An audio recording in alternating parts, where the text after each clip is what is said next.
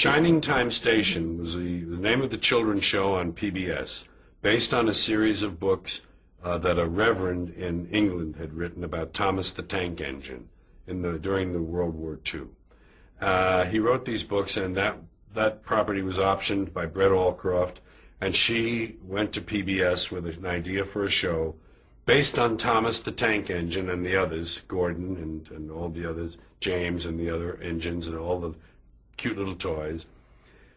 And the show was called Shining Time Station, and it was a half-hour on PBS children's show that had live-action sequences of children. The station master was an adult, the woman, the ticket master was an adult, the engineer was an adult, and there was a guy called Schemer who was always trying to pull some schemes. He was an adult, and there were like 4 kids, I think 4. And that was the live-action portion. Then I played Mr. Conductor in those shows. These are half-hour live-action shows. I played a miniature character about 16, 18 inches tall. We blue-screened that in. And I shot all my scenes without the other actors. I never had an eye line except over at the top of the thing, look at that. And I did all of those shows, and then they put that in, and the kids, at certain points in the half hour, Mr. Conductor would appear, and he would give the kids a little advice. No, Tommy, you don't need to do that. The morals and the morals the morals of these stories were never jammed down the kids' throat. They weren't blatant. They weren't in capital letters. They were gently massaged into the framework of the show.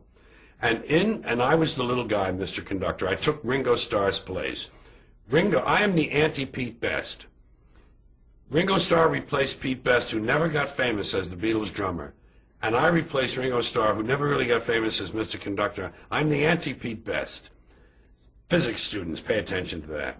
So, in that show, there were 2 breaks from the live action when they showed Thomas the Tank Engine cartoons, but they weren't drawn, they weren't animated. They were live action models of trains.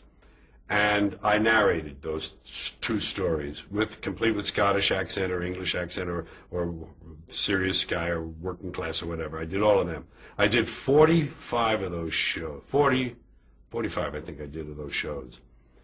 And then I did some for home consumption, just the Tank Engine show. So the show was on the air as a different element, as a different animal than the eventual things that kids know now. Thomas the Tank Engine is just a video that they get at the store, and Mr. Conductor isn't in there. And there are other narrators now. But that was the history of that. That was the early 90s. Who came to you with that? They came to me, and the reason I took it was here's that acting thing over here looking at me. I thought, well, I'll show another side of myself. I'll show a side that no one's expecting. And Mr. Conductor was complete departure from anything anyone would have expected from me.